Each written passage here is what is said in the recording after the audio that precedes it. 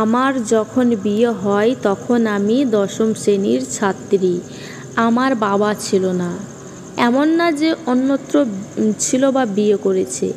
যখন আমি দ্বিতীয় শ্রেণীতে পড়ি সে স্ট্রোক করে মারা যান। আমরা ছিলাম 4 বোন, আমার বড় 3 জন। আমার মা 3 বোনকে বিয়ে দিয়ে মারা গেলেও আমার কোনো ব্যবস্থাই তিনি করে দিতে পারেননি। বাবার মৃত্যুর পরে বোনেরা যতটুকু আদর ভালোবাসা দিত, মা মারা যাওয়ার পর তা যেন সব উড়ে গেল।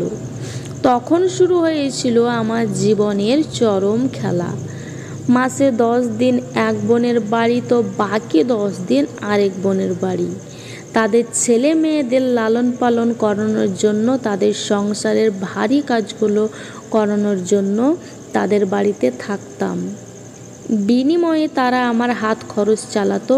এমনি একদিন যখন বিকেলে স্কুল থেকে ফিরছি, আমার বড় বোন রুবি আমার হাতে একটা শাড়ি দিয়ে বলল, যা তো এটা পরে আয়। আমি তো শাড়ি পরতে পারি না। আচ্ছা দাঁড়া, তোকে আমি পরিয়ে দিচ্ছি। মেজো বোনের কথা শুনে পেছনে তাকালাম। আমি শাড়ি পরবো কেন? আজকে কি বাড়িতে কোনো অনুষ্ঠান নাকি? তখন সে বলল, কেন রে, আজকে তোর বিয়ে। বোনেদের কথায় আমার মুখটা চুপসে গিয়েছিল। বুক ভরা স্বপ্ন সব ভেঙে চুরমার হয়ে যাচ্ছিল। চাইলেও সেদিন ভেঙে যাওয়া স্বপ্ন থেকে বের হতে পারলাম না। মুখ ফুটে কিছু বলতেই পারলাম না বোনদের যে আমি পড়তে চাই।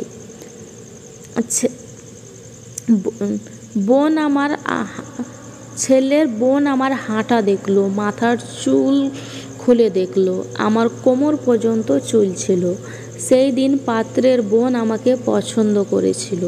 পাত্রের কাকিমা যখন বলল রান্না বান্না করতে পারো, তখন আমার বোন জামাই বলছিল আমার শালি একদম সব রান্না বান্না করতে পারে, আমাদের বাড়ির সব রান্না তো ওই করে।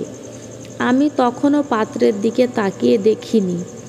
মাগরিবের নামাজের পর বিয়ে পড়ানোর জন্য কাজী আসে। কাজী যখন কবুল বলতে বলে, তখন আমি আমার নিজের জীবন নিয়ে চিন্তা করতে ব্যস্ত। আমার জীবনটা এমন কেন? বোনের আওয়াজ আমার হুঁশ হয়, এই তুই কবুল বলছিস না কেন? ধীরে ধীরে 3 বার কবুল বলে দেই। আমার জন্য যে এরা এতটুকু করেছে সেটাই তো অনেক। বাড়ি থেকে বের হবার আগে বোনেরা খুব সুন্দর করে বলে বুঝিয়ে দেয় স্বামীর সাথে কিভাবে চলতে হবে, তার সব কথা মেনে নিবি, কোনো প্রতিবাদ যেন না করি। কাঠের পুতুলের মতো আমি শুধু শুনছিলাম। স্বামী মানে আমার কাছে তখন বিষাক্ত কিছু। কিন্তু আমার ধারণা সম্পূর্ণ ভুল প্রমাণিত হয় যখন সে রুমে ঢুকে আমাকে বলে, একি তুমি এখনও ভারী জামাকাপড় পরে আছো কেন? যাও চেঞ্জ করে আসো।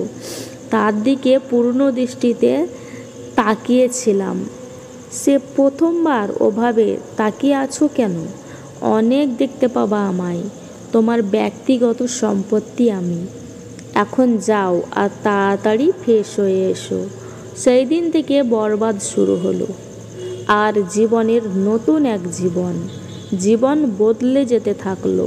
ধীরে ধীরে তার ভালোবাসায় আটকে পড়ি।